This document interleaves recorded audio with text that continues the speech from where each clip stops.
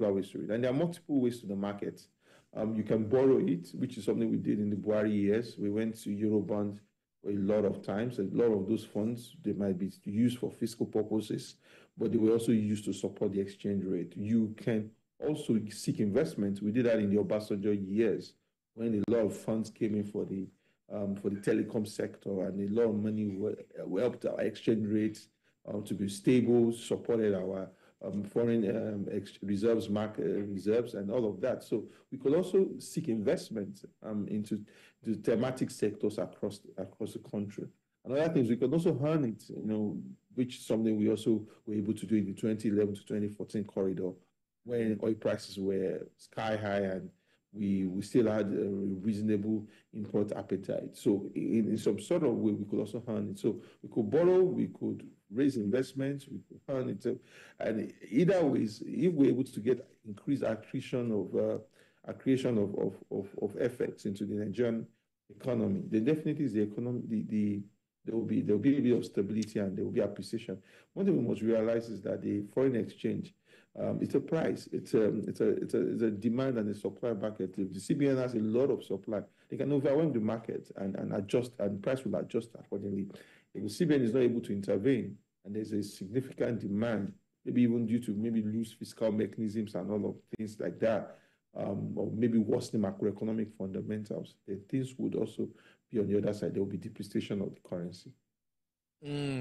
Well, that's also a very good one. But let's look at the non-oil space now, where even on the presidential chart, he talked about how we can improve production, agriculture, manufacturing, and all of that to be able to address some of the challenges that we face. But would you say we fared well in that space? And what can we really do?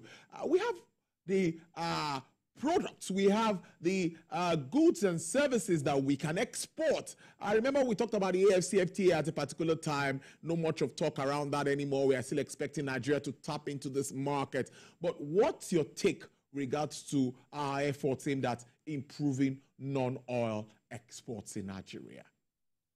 I mean, there are opportunities in it, and I think it's a tree in the forest that we have significantly missed. We've focused heavily, and I think we have iterated it on this show many times. There's a little control. We are producing less than 2 million barrels per day.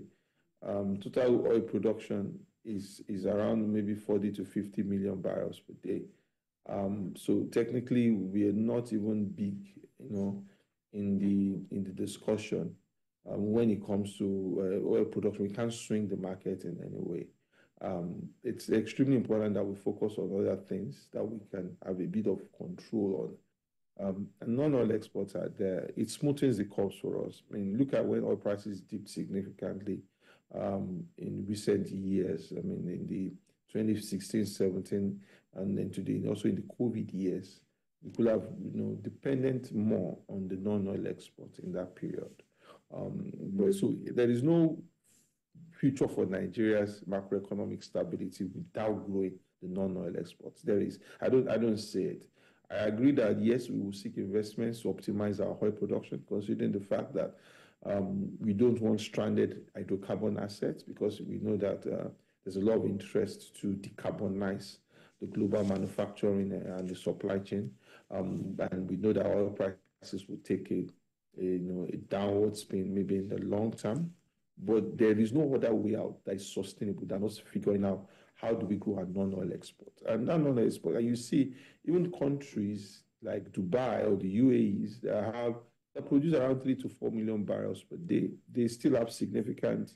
The tourism is happening in Dubai. Brazil has agricultural export of over $130 billion, despite having Petrobras. Same thing with Malaysia, with the export of high-grade semiconductors and AI capabilities. There is no way that we would just sit in and look at our non-oil export and we say $4 billion, we say $3 billion.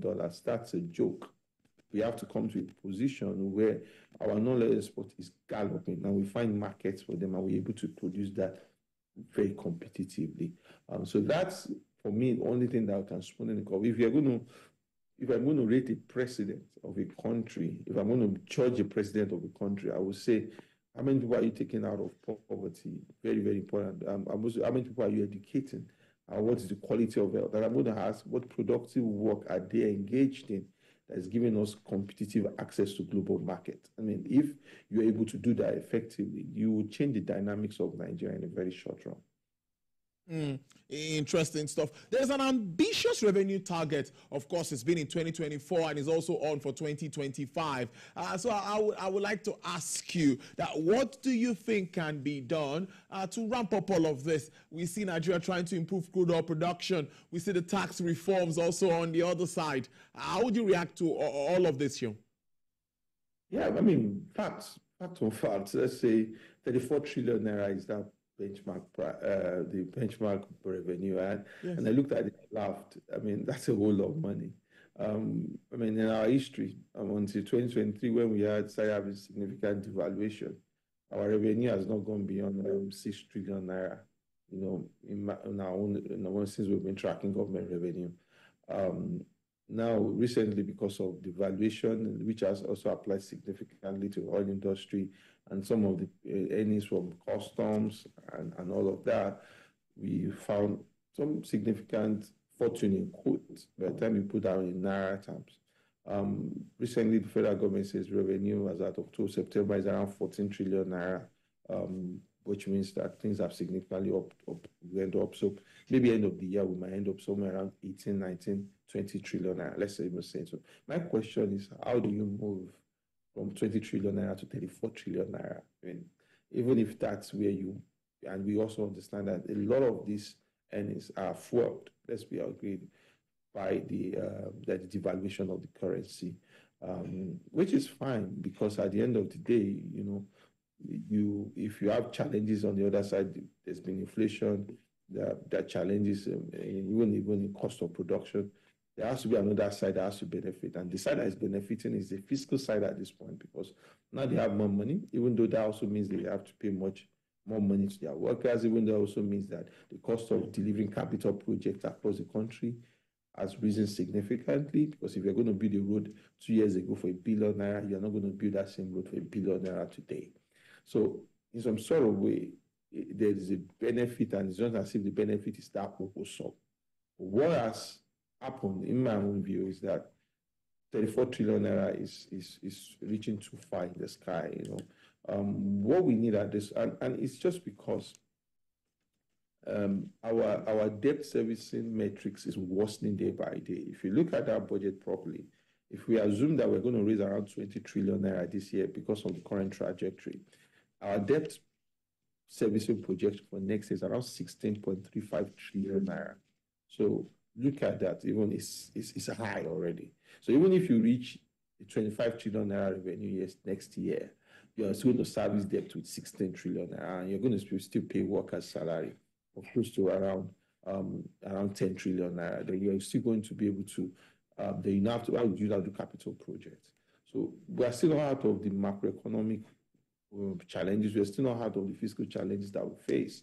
But there's no way to fix the revenue process of the government than to grow the economy. If you don't grow the economy and keep squeezing the people, you are not going to get the kind of optimal society that you want.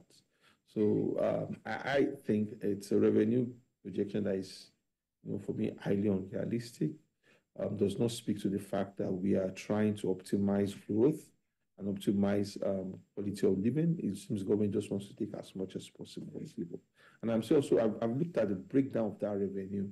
There's a huge expectation that's been put around the oil revenue, how much, because I mean, taxes, VAT, custom, now even the federal government is trying to take less from taxes, we're trying to cut CIT. VAT, definitely, the federal government doesn't take a lot from VAT.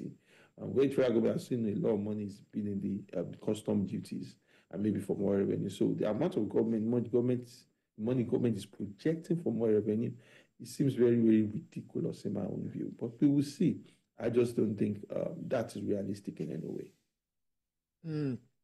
So before I let you go, Show, because it's really an interesting conversation. We've talked about the reforms, we've talked about the oil and gas sector, manufacturing space, and all of that. That handshake from the monetary and fiscal side is what many are still talking about, that we need to have this synergy as we move on in 2025. Now, what are your projections, or what quick wins do you think government have for 2025 that would impact Nigerians inclusively as we move on? I mean, due to the nature of our democracy, we know that this government, 2025 is the most important year for this government. By 2026, we are ramming into elections and pre-elections and primaries and Australian and all of that. So if there's any interest for this current government to really deliver sound governance to the people, they have the chance in 2025. I've looked at the proposed 2025 budget. I don't still think the government is doing what they are meant to do on the fiscal side. The capital expenditure component is too fragmented. It's too all over the place to deliver the kind of results that they should deliver. It reeks more of like what the bureaucracy just cobbled together. For me, it's not. There's not enough targets in terms of this is what we want to focus. If I look at the agricultural budget now, we should be able to say these are the 5 things we are focusing on, and that's what we want to fund. A lot of times I'm saying 20 million, 1 million, 5 million, 3 million, 10 million there. I don't think you get results from the budget through that kind of flavor. Which also speaks to the handshake that is necessary between the fiscal and the monetary side. Because, I mean, kudos to the CBN to some extent. They've done all they could from their own side. I mean, they met a huge amount as on the amount that were fulfilled obligations, either for those that the CBN sold options to or sold forward contracts to, either to the airlines that were not paid, and we had a huge backlog that was tarnishing our reputation. They had to clear all of that, They also have to now quietly start building back their reserves in some sort of way. And we also have to be aware that reserves might be big on paper, but there's a difference between the gross and the net reserves. The CBN has done what they, in my own view, they could have done. The fiscal side is where the issues are currently. There has to be some fiscal tightening in that budget. I didn't see any level of fiscal tightening or like what I would call a very laser-focused budget, where it's focused on simple, specific issues that they want to tackle. And I think that's what we'll get. There will still be weakening of the currency. There will still be continuous weakening of the currency, unless the CBN is able to use the current market that they have right now to really continuously intervene. Because as long as the fiscal side, either at the subnational or at the national level, is not tightened up enough, by the time you start getting into Q2, Q3, where political activity starts eating up, where capital expenditure flows start happening into the space, you start seeing the weakening of the currency, unless the CBN is able to really manage the space much more effectively. The fiscal side has to step up in a way that we have to balance growth and also balance a lot of efficiency along the way. But like what I see right now, I've not seen an handshake. I've not seen a whole of government kind of approach into tackling the current challenges we have. Because as you see, even though the FM market has stabilized at some point, but you still see there's still a divergence with the parallel market as much as, and that divergence can keep going on and on unless there's a bit of decision-making to really tighten the fiscal levers of this country much more effectively. Mr. Shawoni, I must thank you so much for your time. Co-founder, Chief Executive Officer of Budget. Thank you so much. I wish you a prosperous 2025. Thank you so much, Tolu. It's a pleasure speaking to you. Thank you. Bye. All right, there. Bye. Well, let's do markets review for today. My colleague is in the studio.